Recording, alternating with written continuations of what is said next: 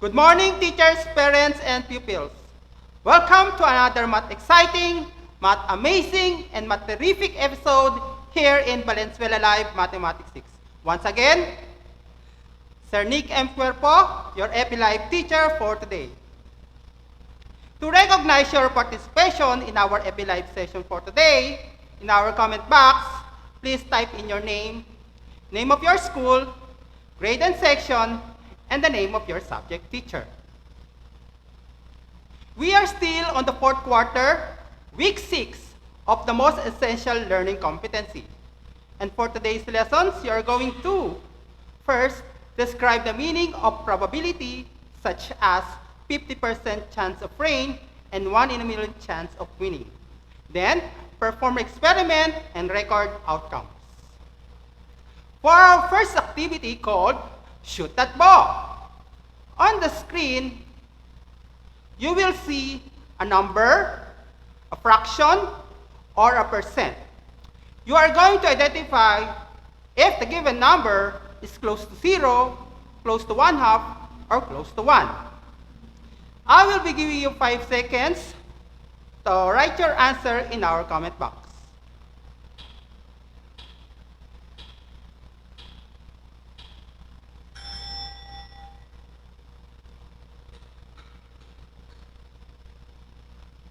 So 2 nines is close to 0. So are you ready? Let's begin. For our first ball, 99 hundredths. In 5 seconds, shoot that ball.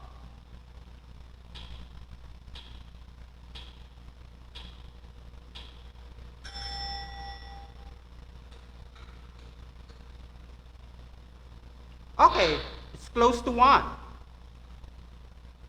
For our second ball, 7/12.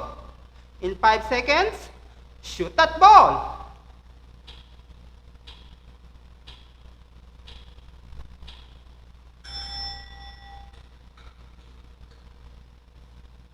So 7/12 is close to 1/2.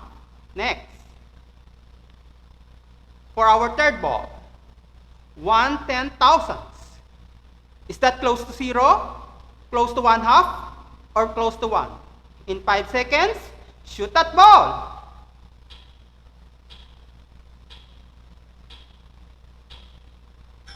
Time's up. The answer is close to 0. Let's have our fourth ball, 1/10, or 1/10. Is that close to 0, close to 1/2, or close to 1? In 5 seconds, shoot that ball.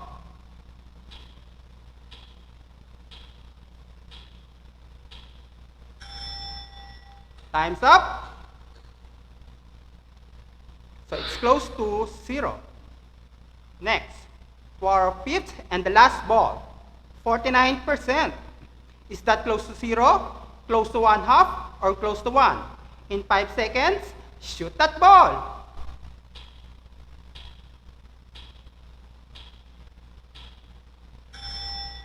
Time's up. The correct answer is close to 1/2. Now, what is the weather today? Do you think it's a sunny day or a rainy day? By the way, do you know what government agency that gives updates about weather condition? Correct. It is Pag-asa. Do you know what is the meaning of the acronym word Pag-asa? What exactly word that each letter represents? So P stands for Philippine, atmospheric, geophysical, and A for astronomical, S for services, and A for administration. So that Pag-asa means Philippine, atmospheric, geophysical, and astronomical services administration. Did you get it right? Oh, very good. That's amazing. So Pag-asa is an agency of the government that gives updates about our weather condition. Now, if the weather forecaster says that the probability that it will rain today is 75%. Will it mean that there will be a great chance to rain today or not? To answer that question, we need to understand the concept of probability by using the number line. Okay, this number line is numbered from 0 to 1. Now, let us try to locate where we can find the 75%. Correct. It can find between 7/10 and 8/10. So that is 75%. Therefore, the event that will rain today is likely to happen. Why? Because the number is closer to 1 or 100%. Now, again, probability is used to describe how the event will happen, such as impossible. The event will never happen. Next, unlikely.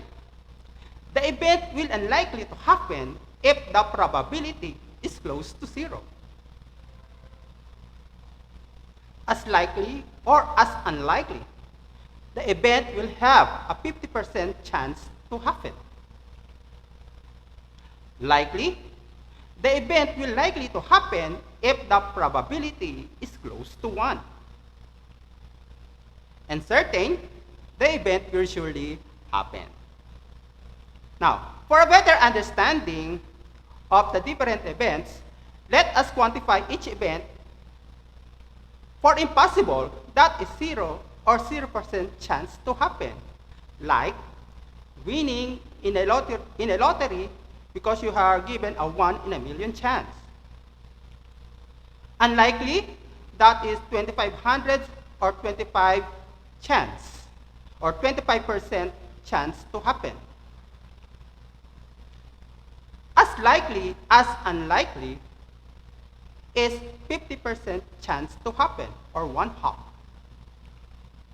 Likely is represent the 3/4 or 7,500, 75% of the number line, which means that there is a great possibility that the event will happen because it is close to 1.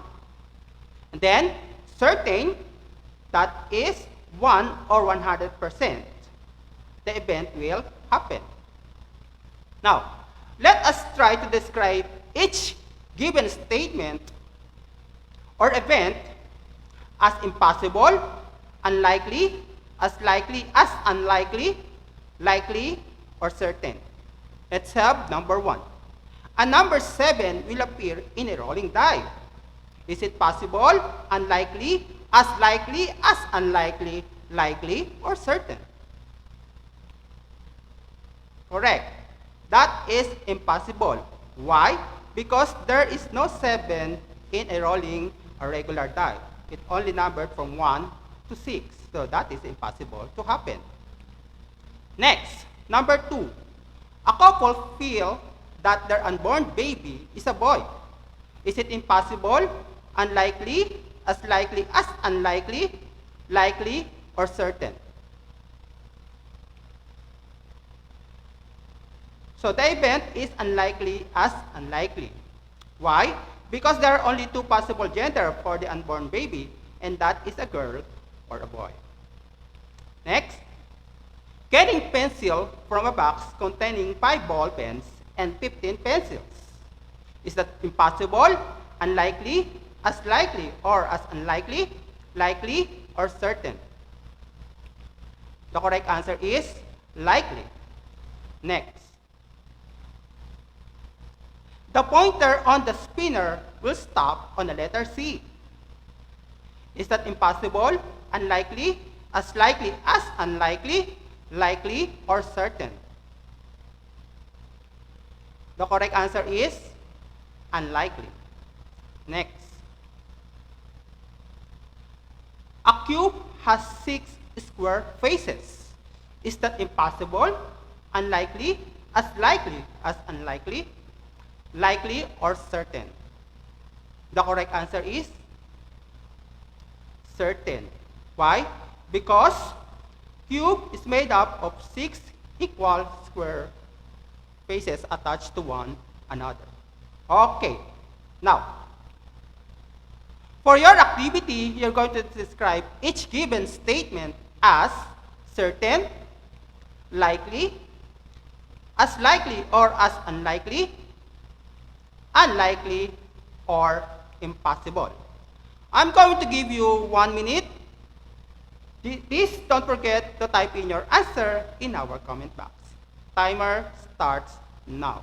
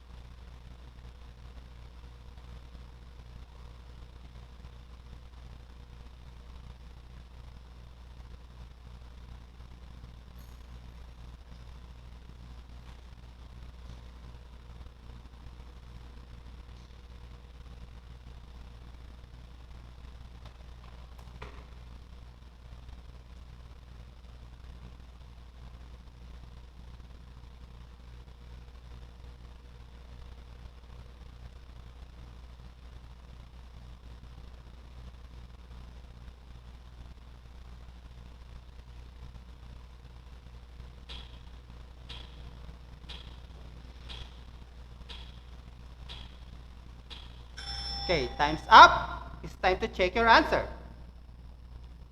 The sun rises in the east. That is certain.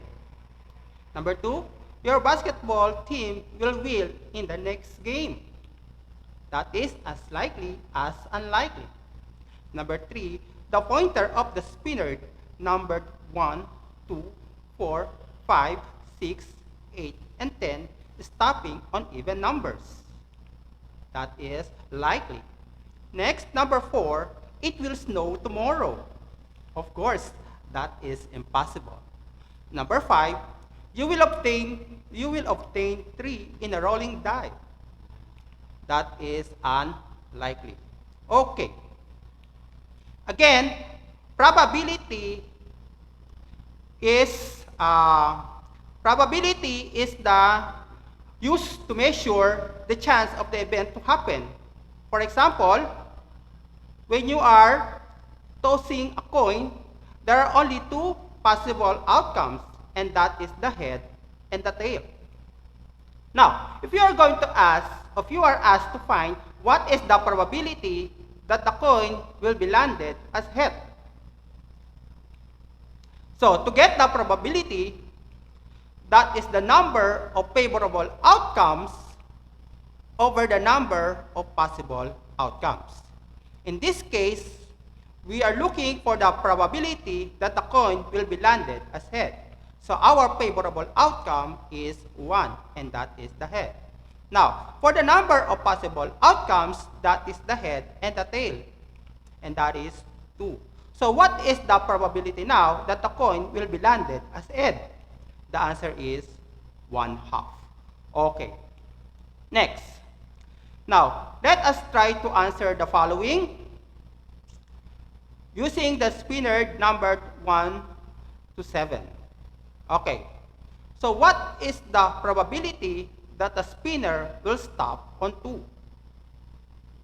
Again, to get the probability, number of favorable outcomes over the number of possible outcomes. In this case, there are only 1, 2 in the spinner, and that is 1, over the number of all the possible outcomes, which is 7. So the probability that the spinner will stop on 2 is 1/7. Next, what is the probability that the spinner will stop on odd numbers? The first thing to do is to count how many odd numbers are there. So we have 1, 3, 5, and 7. So there are 4 odd numbers over 7, which is the total number of possible outcomes. For number 3, what is the probability that the spinner will stop on numbers divisible by 2?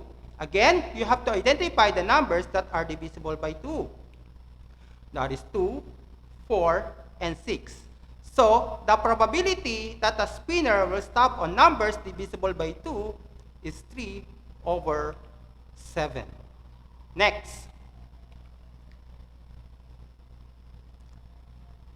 Now, let us first count the number of balls with different color. 5, 6, 7, and 8. So there are 8 balls with different color. Again, to get the probability of each colored ball, we are going to get the number of favorable outcomes over the number of possible outcomes.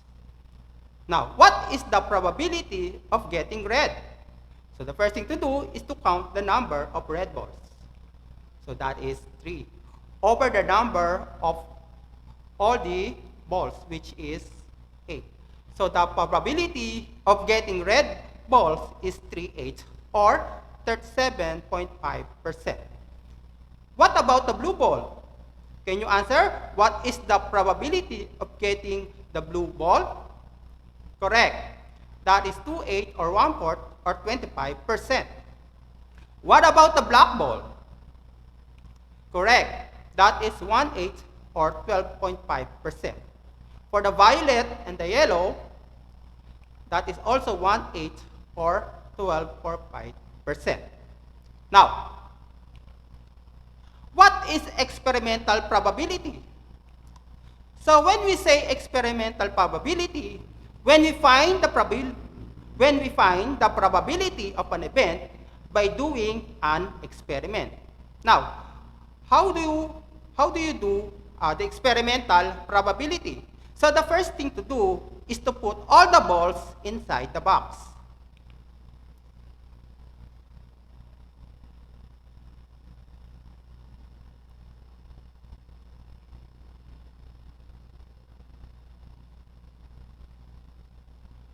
Okay? And then, take a ball from the box.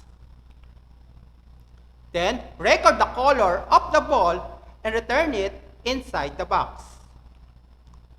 So we are going to repeat the process up to 10 times because we limit our experimental probability by 10 times. Okay? So let's do it. So for our first ball, shake, shake, shake. Then pick. So that is color blue. So mark the color blue. Then return the ball inside the box. Let's have second trial. Shake, shake, shake. Then pick. So it's violet. For our third ball. Shake, shake, shake. Then pick. So it's red. For our fourth ball. It's red again. Let's have the fifth ball. It's blue. Next. It's yellow. Shake, shake, shake. Then red. Then yellow. Then red. For our last ball, it's blue. Now, to get the experimental probability of each colored ball, you are going to get the number of times that favorable outcomes occur over the number of trials made in an experiment. In this case, we are going to get the experimental probability of the red marble, which appears 4 times. So that is 4 over the number of trials made in an experiment, which is 10, and that is 40%. For the blue ball, that is 3 over 10, or 30%. For the black ball, of course, that is 0 over 10, or 0%. And for the violet, that is 1 over 10, or 0%. And for the yellow, that is 2 over 10, or 20%. Now, let us now compare the results of the experimental probability from the theoretical probability. What did you notice? Correct. The results are quite different. Why? Because in theoretical probability, the expected outcomes, we are going to get the expected outcomes for the event. While in the experimental probability are the actual results based on the experiment done. But as more trials conducted, the experimental probability generally gets closer to the theoretical probability. Okay. Now, for your activity, the numbers on the word mathematics are written in strips of papers with the same size and placed in a box. Now, so you're going to find the probability of drawing the following letter or letters from the box. I will be giving you 60 seconds to type in your answer in our comment box. You can do it? Of course, you can do it. Timer starts now.